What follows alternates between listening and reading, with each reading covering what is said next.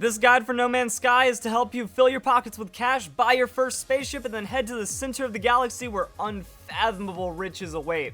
Or at least, that's what happened to me, and maybe my advice can help that with you. Now, I think anyone playing No Man's Sky knows that this game has effectively infinite potential. Anything can happen, which means your playthrough could go substantially worse or better than anyone else's, including mine. And also, if you're worried about spoilers or getting too far ahead of yourself, this is a somewhat beginner intermediate guide. I want to calm everyone's nerves and say that you are supposed to suck at the game. You're dropped off in the center of a galaxy with no idea what to do, and eventually the optimizations will unfold. I've made plenty of mistakes, I've made a lot of unoptimal decisions, but also the game does kind of hold your hand. So if you're worried about spoilers, there's not really too many of them except what's in the center of the galaxy, but for the beginning parts of the story, as long as you just follow the missions on the bottom right corner of your screen, you'll eventually find out most of the questions that you need, such as how to get the hyperdrive and what does this Atlas Pass V1 do. That eventually becomes very clear to you, so don't worry if you haven't made it that far. Eventually that happens, and then you will be able to apply the full potential of this guide. But before you do anything crazy, what you need to do is mine as much iron and plutonium as possible. By doing this, it allows you to make bypass chips, and these things are super OP, that it costs 10 iron and 10 plutonium to make something that has a 3,500 value at pretty much any stage of the game. So once you understand how the crafting works, this is what you want to load up on, and you want to make quite a few of these and then start progressing through the game. So after you've gotten a couple warps in, you're starting to get into the middle of the beginning of the game, you're starting to progress just a little further. This is when you start understanding technologies for your tool, and you want to get as many combat oriented technologies as possible while also holding on to your mining technologies as well. I think that the best combo is just to have the blaster mixed with a plasma grenade. That way if you see anything like iron, you can just blow up entire stacks of iron with the plasma grenade, and then you can shoot at plutonium for reasonable effectiveness. Now, the reason why you want to do this is that you want to turn all of your initial profit into resources. Those resources are going to be used to upgrade your blaster, and then when your blaster is awesome, you can double dip. So I found a planet that was loaded with pretty aggressive sentinels and also a lot of iron and plutonium. So I'd blow up an iron rock, and then I'd kill a sentinel, and then I'd blow up some iron rocks, and then I'd get some more plutonium. And this caused me to double down on my earnings, because now I'm making bypass chips, and I'm also getting the neutrino modules and titanium. Titanium actually ends up getting a lot of value as you're destroying a lot of sentinels, and then I'm able to sell that. Now, every time I sold with a trader that comes through a trade station, or I went to a new trade station and hit up the Galactic Terminal, I would buy plutonium just because, one, it profits, and two, not as common and not as easy to get when you're blowing up 200 iron at a time with a single grenade. So the balance isn't quite there unless you're actually buying some plutonium or you're hunting down plutonium specifically.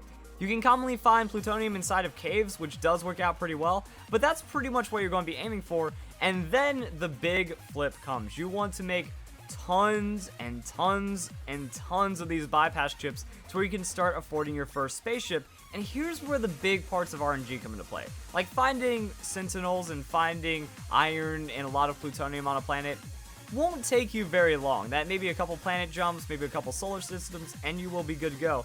But waiting in the space station to find the right ship is going to be a challenge. So first off, it has to be in your price range. I recommend flipping for about an hour to get close to a mil and a half, because there's no worse feeling than seeing the perfect spaceship fly away because you can't afford it and you're only 50,000 units short or something. But what you're looking for is a ship that has a reactor sigma, that you can also upgrade your slots as well, which means you can get more inventory space. And this is another thing that you want to do with your exosuit, that every time you go to a space station and you have the Atlas Pass V1, again, you just kind of acquire it through natural gameplay, you go to the left side and you upgrade your exosuit, because that's just going to be more and more profit along the way. So having a lot of space and opportunities and inventory slots, it's going to be very good, but you want this reactor sigma, and then your game gets much easier. This allows you to warp instead of 1 solar system away to about 4 solar systems away, which quadruples your output.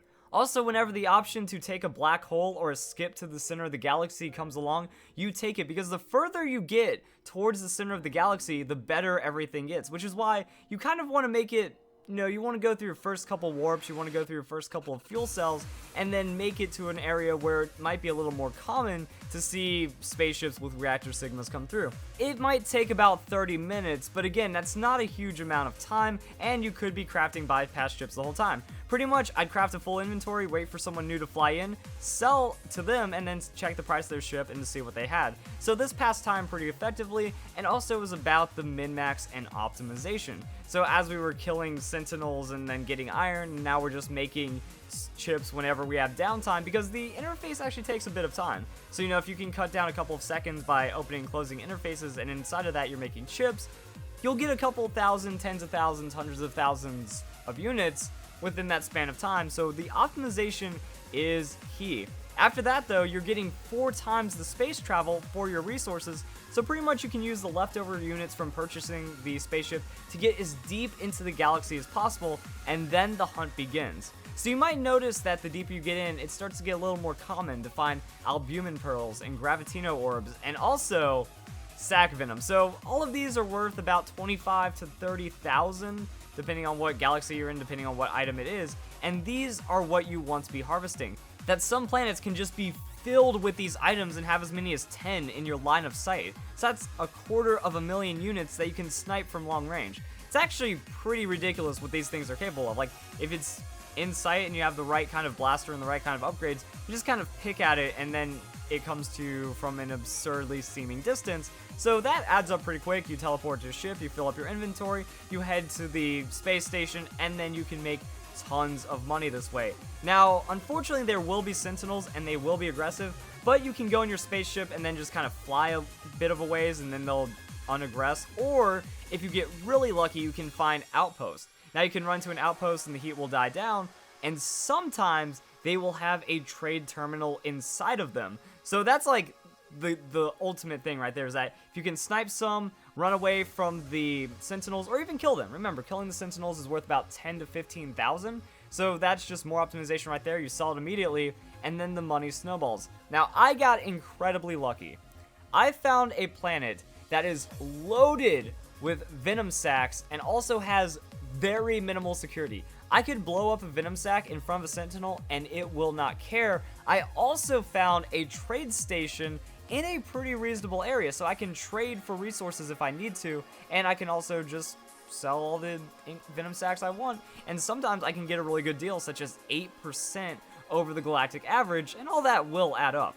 So this means I can get roughly 8 to 10 million units per hour, depending on how good my aim is, because the aiming kind of sucks for me, and how fast I end up doing it. So pretty much run out, run back in, make tons of money, and that's how it works. Also, don't be afraid to buy plutonium or buy any resources along the way. Like, if you feel you need resources, you can buy them, upgrade your weapons, upgrade your exosuit as needed, and then that will always just help along with the snowball.